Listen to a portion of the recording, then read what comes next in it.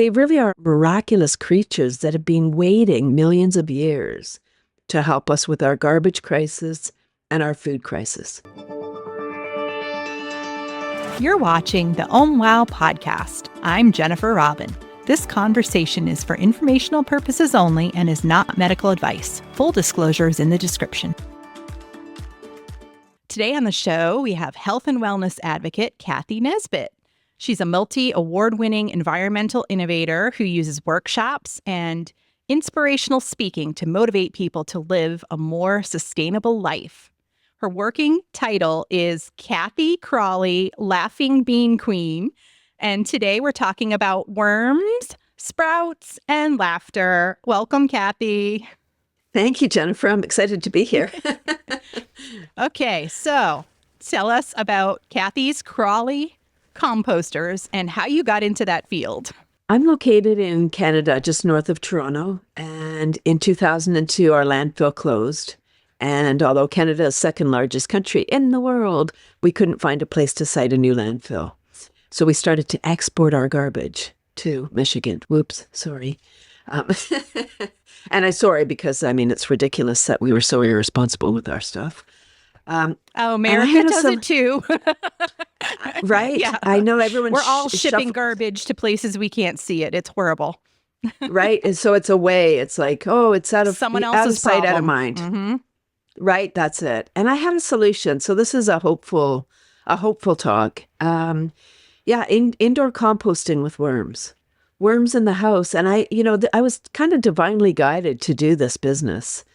In 1993, I bought my house out of Toronto, and a teacher friend in 93 asked me to look after her worms for the summer. She was going away. And I was like, I was an avid gardener and composter, but I didn't really want worms in my house. That's such an odd, pet sitting request. I can honestly say I've never been asked to watch someone's worms. So, they're quiet. How many did she have? How many were you responsible for that first time?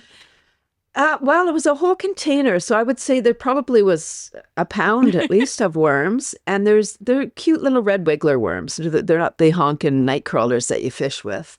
These are composting worms. So probably maybe 1,000 worms. And again, I didn't want them in my house, but I think that, I come from a place where we need to say yes to things that we're not sure if it's for us or not. Like to try it because we don't know. People are very quick to tell you won't like that. Like, don't do that. You won't like it. Like, okay, give me a list. Yeah. Save me some time. So I took on the challenge. It was horrible because I was a fruit fly farmer. Okay, hold up. I didn't even know that was a thing. No, I was a fruit fly farmer by accident because I wasn't managing my worm bin properly. Okay, that makes more sense. I'm like, wait a minute. Some people want these things? Nobody does. They're a nuisance. They're hard to catch and they die in a day or two. Don't be a fruit fly farmer if you take this on. That was my big lesson, Jennifer. It was like, okay, this was horrible. I did keep the worms alive. And the fruit flies are just decomposers. So they were helping the worms, pre-chewing the food. They just bug us because we called them bugs. Yeah. So they're just doing their job. Yeah. And, when people say to me, I didn't want to have fruit flies, my question is, have you ever had fruit flies? Most people have, so yes. And then my next question is, have you ever had a worm bin? No. Okay, so you know that the fruit flies don't come from the worm bin. They come from the food we're putting in. I'll use bananas as my example. So when we bring the fruit home from the grocery store, the eggs are on the outside. They're fruit flies, so they're on all of the peels. But we wash the apple, we wash the pear before eating. The banana, we just peel it without washing. So the eggs are still intact. When we put that in the worm bin, it's the perfect environment. It's nice and warm and moist. So it's the perfect environment for the fruit fly eggs to hatch and fly around and bug us. It's not a necessary component of worm composting, especially in the house. You don't want fruit flies, for sure not. So you can just rinse your scraps. Okay, interesting. And what are the major benefits of composting? Like, why do we even want to do this in the first place? Oh, thank you. Yes, that's the question. Why? The answer is because we all eat.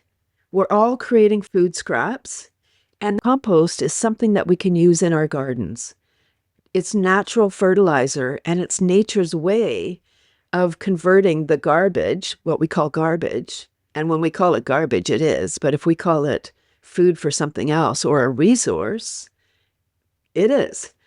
And it completely is. It's a wonderful, sustainable way for us to manage our scraps, turn it into fertilizer, so we can grow more nutrient-rich food naturally without chemicals. You know, in North America, we've really destroyed our soil growing corn, wheat, soy. Those crops are fine, but not on their own. That's not how nature intended. So we need a lot of chemicals to fight off the bugs that nature normally looks after on its own. Yeah. So the main answer is so we can be more responsible. We can feel good. We're slowing down when we're composting and growing our own food. We don't waste that food because we took the time to grow it. Yeah. Yeah. Well, I did not know that those fruit flies were coming from my bananas, but we compost outside, but things like banana peels, we have chickens. So that food that usually ends up as chicken feed. Things like that, veggie scraps. A lot of the veggie scraps are safe for the chickens. So chickens. Yeah, chickens are the original composters. They're so great. Yep. They love everything. Yeah, they're helping us with the garden. What's a baby step that someone could take that is not currently composting, but is curious? Yeah, this is a great solution because it's done inside. In urban settings, people will say, I don't want to attract rats or rodents or raccoons or skunks to my backyard, which they love all that stuff. So you would want to do it inside. Anyone that lives in cottage country or more rural areas where there may be coyotes or wolves or bears, again, might not want to compost outside to attract those critters to your yard. So this is something that anyone can do anywhere. Any container will do. And I'll say like just a Rubbermaid tote for the do-it-yourselfers. There are systems if people don't want to handle the worms. And you just need carbon nitrogen. So it's the same as outdoor composting, where you need a carbon nitrogen mix. The carbon that we use is shredded paper. It could be leaves, straw, cardboard, a little bit of soil, eggshells, water, and that's your bedding. Interesting. That's the carbon. And the nitrogen is your food scraps from the kitchen, your banana peels, all your fruit peels, coffee grounds, tea bags. What stays out? No meat, no dairy, no sauce. Okay. And if you had set yourself up with one of these, because I'm thinking like we eat so much. I follow a vegetarian diet, so we eat a lot of vegetables here. Good. And we do a fruit veggie smoothie every morning. So I'm thinking in our family, just my husband and I, that little thing would fill up pretty darn quick with scraps. So for a typical family, what does that look like? How long does it take to fill, and how long does it take for the worms to do their stuff and break it down? Yeah, great. Thank you for saying you're vegetarian. That's the question that I get. Okay, we're a family of 4. How many worms do I need? And it's more lifestyle. So if you're vegetarian or vegan, you're going to create more scraps than meat and potatoes folks. If you make your food from scratch, you're going to create more than if you're buying packaged food, even if you're, because Oreos are vegan. So I've heard. But you can't just eat Oreos. So the worms eat about half their weight per day in food scraps. If somebody wanted to manage all of their organic matter, I would say weigh your scraps for a week or two, like put them in a container and weigh them. So then okay, we're creating whatever X amount of scraps per week. So then you would just do a little bit of backtrack. Okay, then if they eat half their weight. So I'll use a pound of worms for easy math. If you had a pound of worms, half a pound of food waste per day, 3 to 4 pounds per week.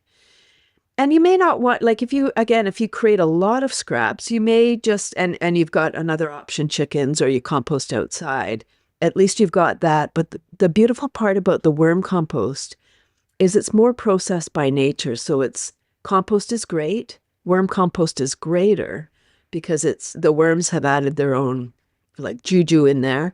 They've taken out any bad stuff, which gets held in their bodies. They really are miraculous creatures that have been waiting millions of years to help us with our garbage crisis and our food crisis. And this is probably going to sound like a dumb question, but do they just keep reproducing? And how do you manage like the total numbers that you have? Like, I'm just wondering if they exponentially, all of a sudden you've got a lot. Yes, yes. They breed more than rabbits. Oh my gosh. But they're not cute and cuddly like rabbits, depending who you ask. And when I say that, people get freaked out. They're like, oh no, what if I have too many? It's impossible. The worms will regulate their own population based on available space and available food. You would never be overrun with worms. The adults start dying off to make room for the babies.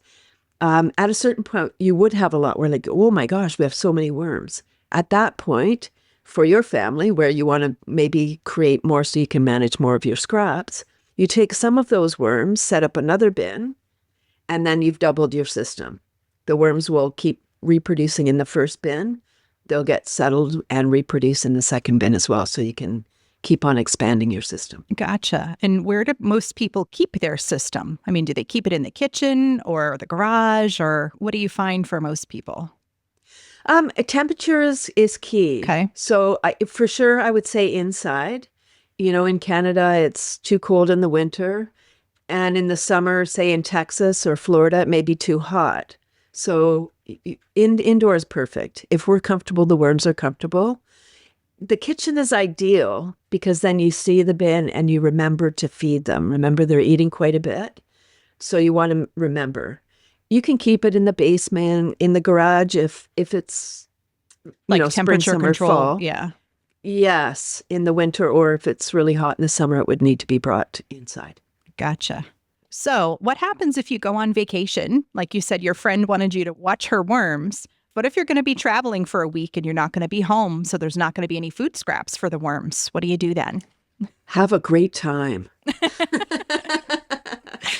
The worms are very resilient. They're eating the bedding and the food. Once they're established, there's lots in there for them to eat.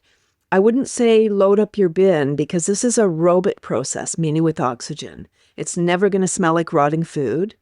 If it smells like rotting food, that oxygen has now been converted into gas. It's now methane. We can't breathe gas. The worms can't breathe gas. It's like a built-in mechanism. A week, 2 weeks, even 3 weeks, your worms will be fine. If you're going longer than 3 weeks, I would say get a worm sitter. Have someone like you would have someone come in and water your plants. They can just toss some apple cores in there or something. I mean, you bury what you do so you don't get the fruit flies. If you've got fruit flies in your house, is bury the food in the bedding. So even if you have them in the house, they're not going to make their way into your bin. Yeah, that's a great tip, especially for those bananas, man. Okay, so I know that you're very active. You also founded Cathy's Sprouters and Cathy's Laughter Club. So you want to tell us a little bit about what both of those are? Yes, let's start with the sprouts. So in 2002, at my very first event exhibiting, I met Tony Hornick. He had a sprout growing business, and it's like it looks like a spaceship. It's the size of a dinner plate, food grade plastic, stainless steel mesh strainer, and yeah, it looks like it's a little microclimate. So it's kind of like a little greenhouse thing. And I didn't sprout or grow sprouts. I knew nothing about why I would eat sprouts or what to do with them. And this gentleman, when there was a break in the audience, I said, what is that thing? And why are people buying that and not my worms? It was a garden event. Yeah. He was 72 at the time. He's 96 now. He was a professional ballroom dancer. So, beautiful lean body, white crisp shirt, black vest. I mean, he looked like a gentleman. And he told me all about sprouts, all the beautiful things. So They're hydrating, alkalizing, regenerative, biogenic, and contain up to 100 times more digestive enzymes than raw vegetables. Oh, And I was like, oh my gosh.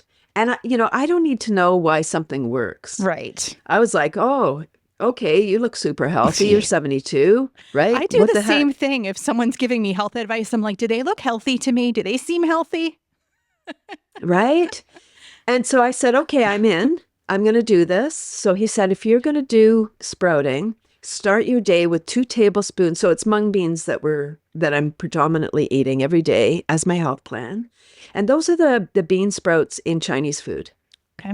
The white beans, the long, except you just grow them with sprouts. When the seed or the bean the root is the size of the seed or the bean, that's when they're most nutritious.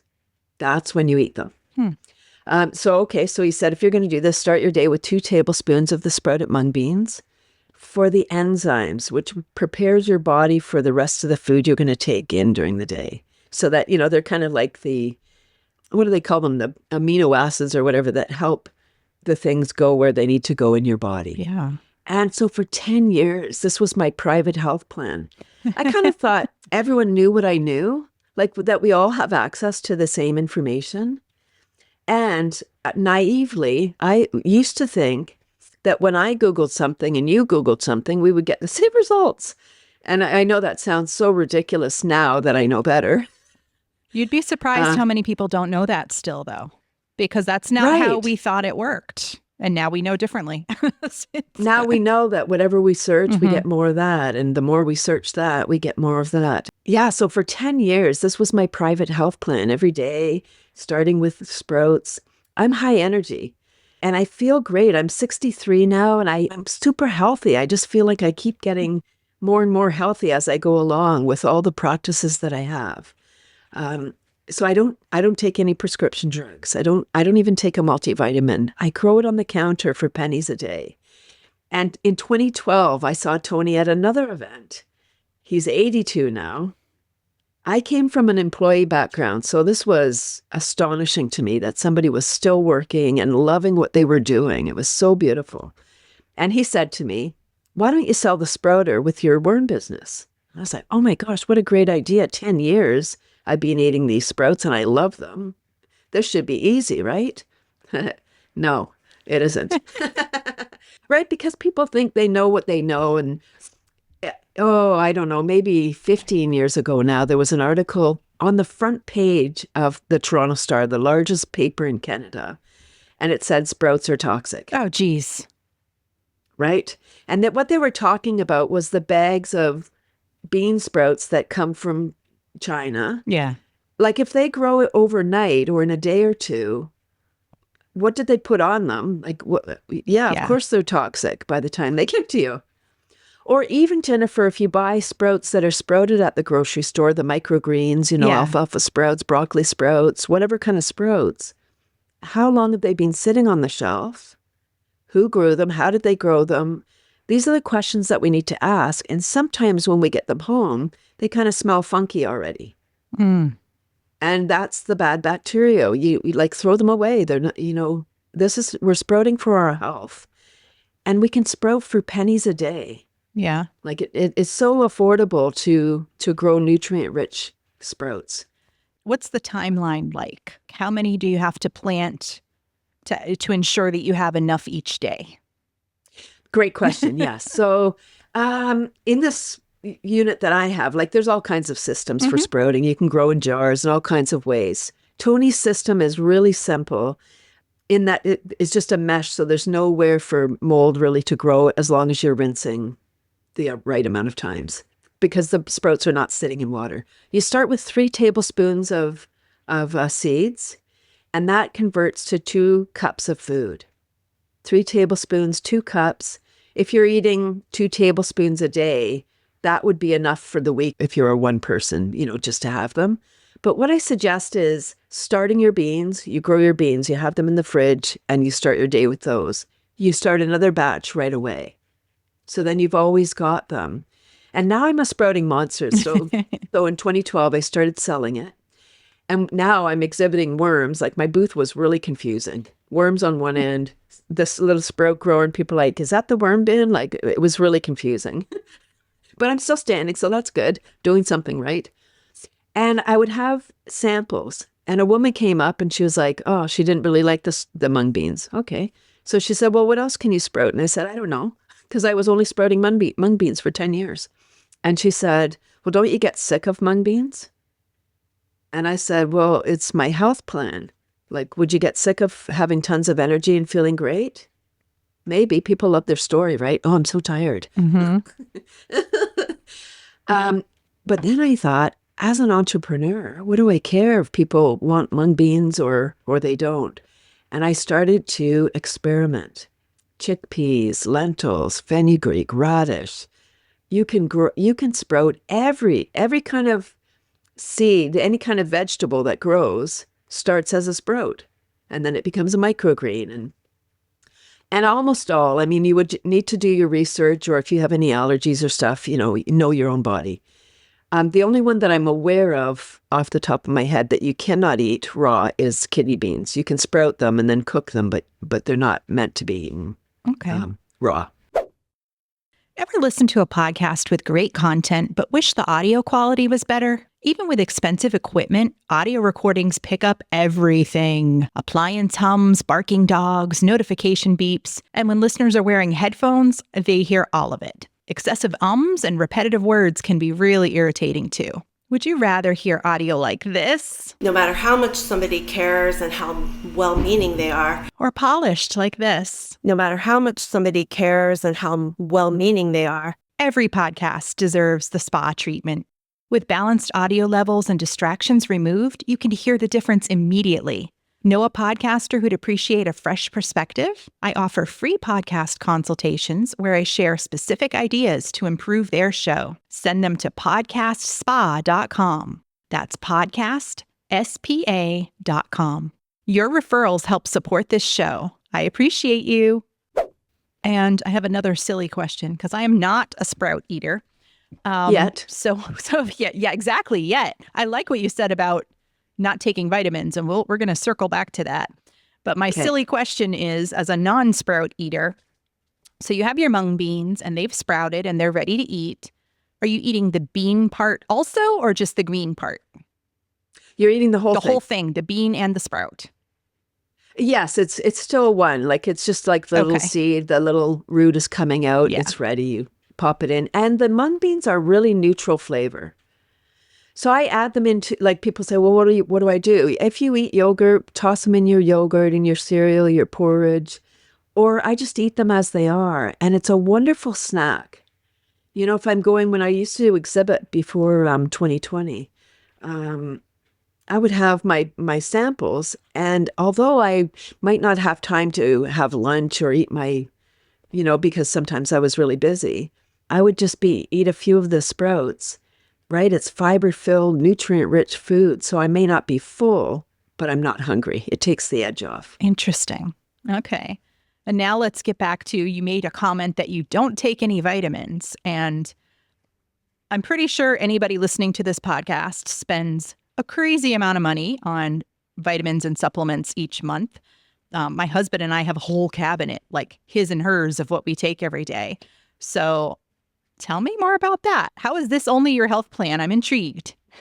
Yeah, so sprouts are nature's superfood. They've got fiber, protein, minerals, vitamins.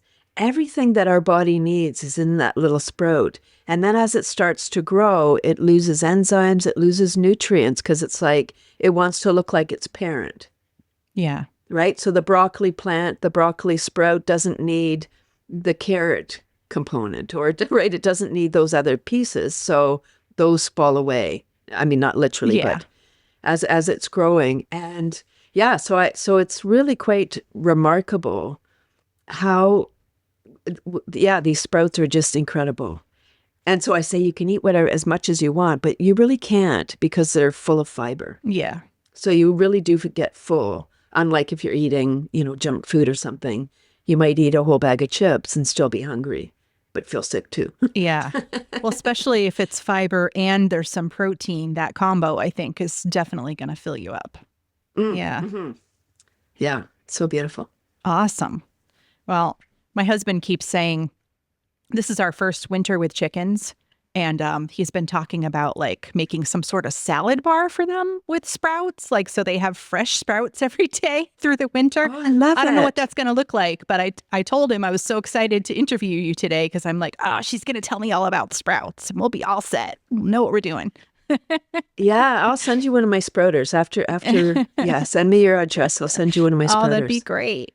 But I'm thinking not just the nutritious food and fresh greens for us, but also to get them through the winter, because our gardens, I'm in New England, so I'm not quite as cold as where you are, but pretty darn close.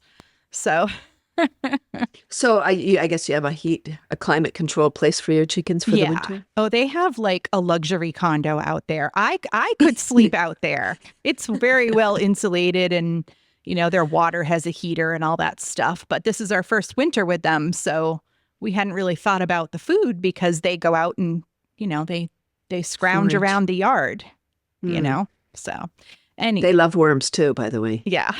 And there really is a pecking order. I'm sure you're aware. Yes. I don't like it, but I know that's the way they are. Yes. Yeah, I looked after some chickens. My husband and I did some house sitting. They had chickens. And I was like, I'm going to bring the girls some worms because they'll probably like that. And so I threw a worm over into the pan, and the one though. So okay, that one got it, and then that one got it, and I'm like, oh my gosh, no.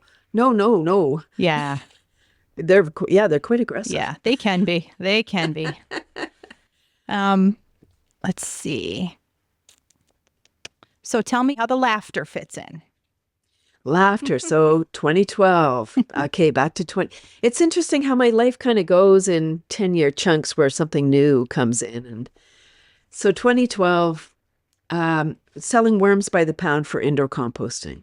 I've heard, ew, worms in the house hundreds of times. And I wasn't paying attention. I was like, no, this is important. You need this. But people don't buy what they need. They buy what they want. Mm-hmm. And they definitely didn't want what I was flogging. There was a line. Like, they want to be responsible. They want to look after the planet. People were cheering me on. Yay, good for you. This is so great. And I'd say, do you have worms in the house? And they're like, no, there's a line. No, I'm not. My husband wouldn't let me or whatever, right? Okay. That day in 2012, I heard it. I felt it. I questioned everything. I was like, oh my gosh, universe, I don't know what to do. 10 years I've been going at this. I believe so much in this and I don't know what to do. And the very next day I was introduced to laughter yoga. And I don't do yoga, and I know it's a fine thing. Laughter yoga is not doing yoga and laughing. It's laughing as a cardiovascular exercise. It's not jokes or comedy because that's cultural, like two people going somewhere, not funny for those two. It's probably about them. Right? So this is intentional laughter, laughing for the health of it. Have you ever heard the expression, laughter's the best medicine? Yes. My next question is, have you had your daily dose? Dopamine, oxytocin, serotonin, and endorphins. The love drugs, the happy hormones. And we all know, although it seems to be less and less, but we all know that when we have a great giggle with our friends, or like especially as kids, like laughing, maybe in class, you can't stop laughing and stop looking at me because you're crying and your stomach hurts because you're laughing so hard. We know that when we laugh full on, we're fully present, we feel great, and we connect on a deeper level. And when you get into those giggle fits, you can't even remember why you're laughing. All you can remember is, wow, I felt great after we were together. Yeah, so laughter yoga was started in 1995 by a medical doctor in India, and his goal is world peace. And, so after I was introduced, I was like, oh my gosh, that's pretty neat, laughter yoga. I love laughing. That same week in 2012, I was at a networking event, hundreds of people. The very first woman I met was a laughter yoga teacher. And I said, laughter, almost like it was meant to be, huh? Yeah, I was like, laughter yoga's mainstream. And she said, no, it isn't. And Her club, so this was Toronto, massive city. Her club was 5-minute walk from where my mother-in-law lived. And I was like, and my mother-in-law was so beautiful. She passed, but she said, she would tell people, like, whenever Cathy asked me to do something, I say yes, because it's always an adventure. So I called her up and I said, hey, Mary, you want to go to laughter yoga? And she said, what is that? And I said, I don't know, but I don't want to go alone. So it became our date night, and it was so wonderful. This woman's club was at a very busy part of Toronto, like Condoville. 20,000 people live at that corner. And after 3 months, she had to close her club because she was renting space, and people didn't know the value, so they weren't coming. And she said, I got to close we're not in business to lose money. Yeah. And I was sad. I came out and I was like looking up like, wow, all these people, they don't know. We just need 10 people that, want to come and feel better. And so I said, okay, I got to get trained. So I got trained as a leader. And then I loved that so much, I got trained as a teacher. So now I teach leaders. Awesome. And it's really the most fun training that people will ever take. And what it does, it teaches you what the expression laughter is the best medicine means. What are the benefits for our beautiful body? And it's scientifically proven for those skeptics that are like, oh, I can just laugh and feel better. Yeah, you can. That's right. Yeah. Because it's actually changing or causing chemicals to be released into our body, right? Right? Yeah. The feel-good chemicals. Yeah. Versus, the stress chemicals, cortisol, adrenaline, epinephrine. And when we're stressed, blood lymph oxygen leaves our frontal lobe so that we can escape or whatever, even if it's our mind. I say that, haha, not in a bad way. So when we're laughing, we're exhaling, ha, ha, ha. We don't have to think, oh, breathe in, breathe out. We have to breathe in to continue ha-haing, like ha, ha, ha, ha, ha, ha, ha, ha. And then we're secreting all those love drugs. The brain requires 25% more oxygen than the rest of our body as an operating principle. So when we're stressed, we can't even come up with more solutions. Like, ever lost your keys and you had to go somewhere? Yeah. Yeah. Right? You're flapping around, where Yeah. are my keys? And you're getting more stressed because you're going to be late or whatever's happening. So if you're listening and you're like, oh, that happens to me all the time, here's a tip. Next time you're flapping around searching for whatever it is you've misplaced, stop, take a nice deep breath in, laugh it off, ha, ha, ha, ha, ha, so you can start secreting the feel-good hormones. And then just wait, ask, where did I leave my keys? Where did I leave my glasses? And you'll find them. Like, your brain is literally being deprived of oxygen when you're in stress. I want to jump in for a second and talk about the phrase, I lost my keys, because it's such a common thing people say. And with a simple tweak of language, we can make that more empowering. One of my mentors, Jack Canfield, suggests using the word misplaced instead of lost, because the word lost makes it seem like this is a permanent condition and there's no hope, while misplaced suggests that it's a temporary situation and could be resolved. So saying, I misplaced my keys is an improvement, but I think we can do even better. Abraham Hicks talks about intentionally using wording that keeps us in the energy of expectant discovery. For example, my keys will show up right when I need them. Or, my keys are coming back into my awareness.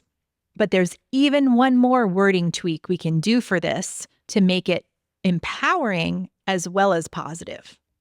So here's my suggestion. I suggest saying, my keys are right where I left them and they're making themselves known.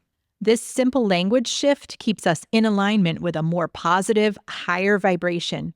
It's less about loss and more about allowing. Catch yourself when you say, I lost my keys, and say, stop, rewind. My keys are right where I left them and they're making themselves known. Just wanted to add that little tidbit for you. And we're living in this perpetual state of stress now. And we may dip into joy if we work Monday to Friday, maybe Saturday, we're like, oh, I can relax today. And then it's like, oh, crap, it's Sunday again. Or we Yeah. go on holidays, right? And we can relax and we're like, we can feel peace and joy and calm while we're on holidays. What if, and it is possible, people listening and watching, what if we could live in joy? I believe it's our birthright. What if we could be in joy more often and dip into stress every now and then, just go, oh, nope, back to joy. Yeah. It's possible.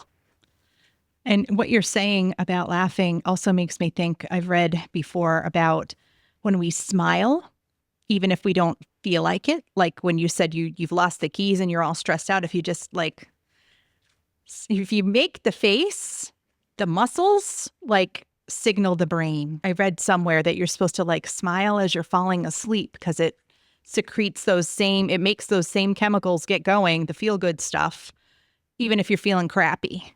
So Yes, I think it's working and along the same, I think it's a similar thing. it absolutely is. It absolutely is. And I would say, yes, fall asleep smiling. And when you wake up, smile first thing. Yeah. Rather than going through your to-do list, don't do that because it's not going anywhere. It's there. Your list is there. Smile and just have a moment of gratitude. Just be like, oh, yes, I'm alive. I'm awake. I have a bed. Whatever it is. Laughter is such a wonderful, it's a wonderful expression and it changes everything. Our body doesn't know the difference between real and simulated laughter. Yes. So even if we don't feel like laughing, we can laugh, ha, ha, ha, ha, ha. And we start secreting those love drugs. When people come to a laughter club for the first time, it's weird, right? Because there's no jokes, there's no comedy. Like we're like, laugh, okay. And there's little games. So it's not like we just tell people to laugh. There are little games to inspire the laughter.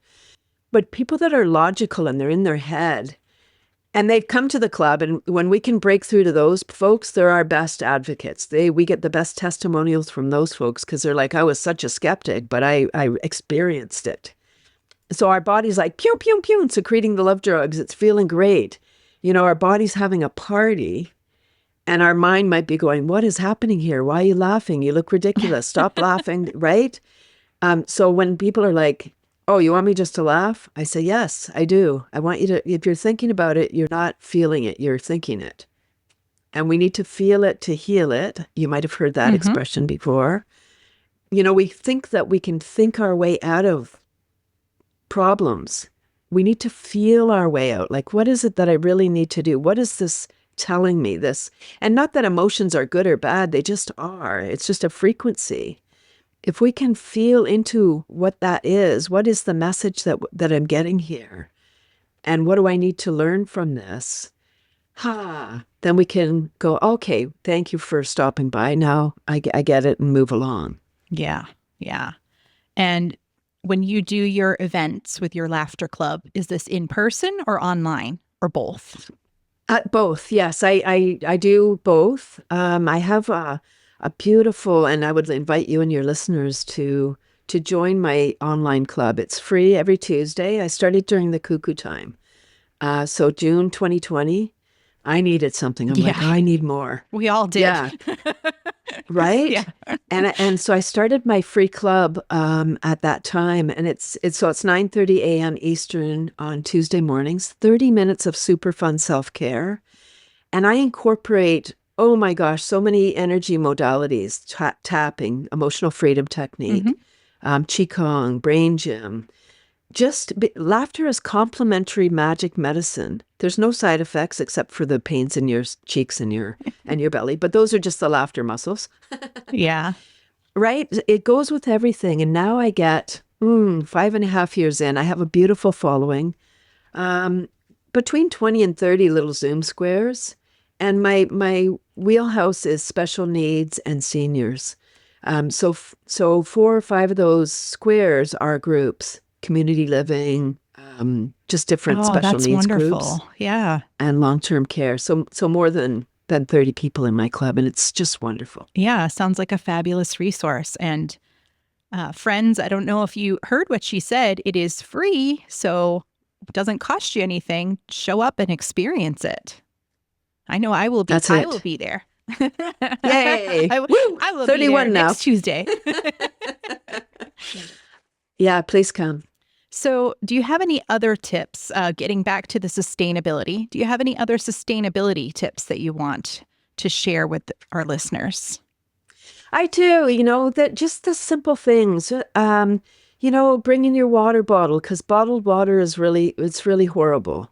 And then, people leave it in their car so it heats up and the plastic, gets into the water, or they freeze it even worse. Yeah. Like, stop that, folks. Just buy a water bottle and carry it with you. Then you know what's in it, because hopefully you have a filter at home too. So these simple things, bringing your bags to the grocery store, walking whenever you can, cycling rather than, just jumping in the car all the time. We just need to slow down, connect with people. And I would say, this is not anything new, but spend less time on screens. But stay tuned.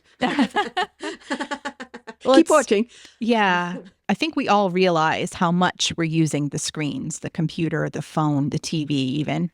And I think it's more a matter of make sure the time you're spending that you're prioritized, that it's something you actually want to be getting the information from, instead of just, hours and hours and hours on social media or shopping or something that's not filling you up. That would be my advice to cut back.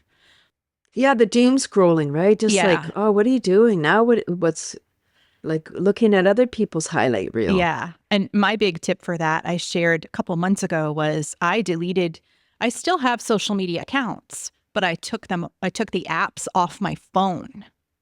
So now if I'm bored and I pick up the phone, there's nothing to do. I can't Love it. scroll. I'd have to physically go to my computer, open my laptop, go to Facebook or whatever. So for me, that took away a lot of the social scrolling because I can't now. It's harder. That's beautiful. That's beautiful. You think of the young folks today that were born at a time when everyone had cell phones. Yeah. Now they're born with it in their hand pretty much. Yeah. And it's an addiction. I mean, even for adults, for everybody, it's something that we just do. And I don't happen to have a cell phone. I'm careful with when I say it to young people because they literally stop breathing. Yeah. They're like, how can you survive? How do they? Yeah, that's what they say. They say, how do you function? And I say, I don't understand the question. I mean, I eat, I sleep.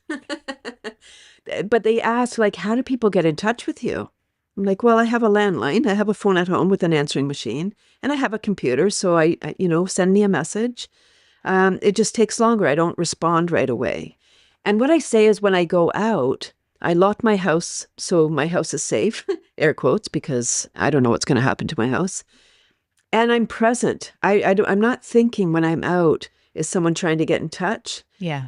And it's really fascinating because I watch people, even when people are at a restaurant, so two people are there, if one gets up to go to the bathroom or to go somewhere, the other person immediately pulls out their phone because it's so uncomfortable just being alone. Yeah.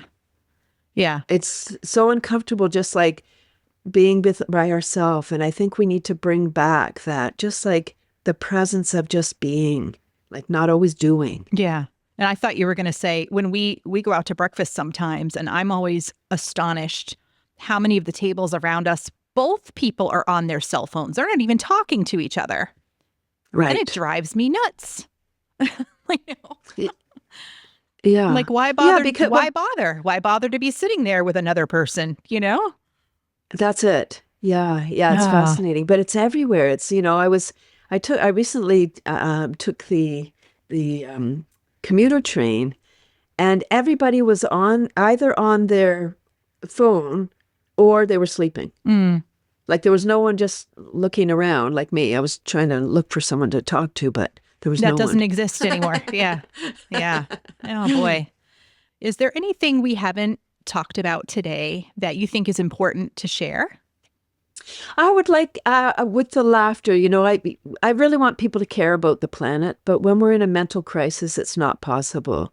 And since 2020, we have a global mental health tsunami. I mean, it was here before then. It's just bigger because more people are affected.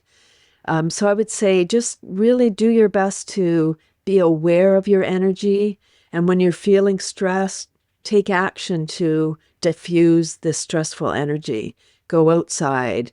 I do a lot of earthing where I'm barefoot. Oh, me too. It's so right? Getting the sun on your face just to, and it doesn't take long for your body to decompress when you're aware. And I would like to say that I'm also a teacher, a laughter yoga teacher. So if anyone's looking to learn this magic medicine, I have online training and also in person. If somebody wanted to come to my little town, they're welcome. So just through my website, it's cathysclub.com. And all the information's there, how to join my free club and how to sign up for the training. And lots of videos as well on just feeling good. It's within our power to feel good. Nice. Well, thank you so much for being here today. We covered a lot, and hopefully we've shared some tips that will help our friends. It was so beautiful. Thank you. And I love the name. Oh, wow. I was just like, I can't wait to be on that show. Thank you. Thanks for watching. Let me know what your biggest takeaway was. Just drop it in the comments, and don't forget to subscribe for more.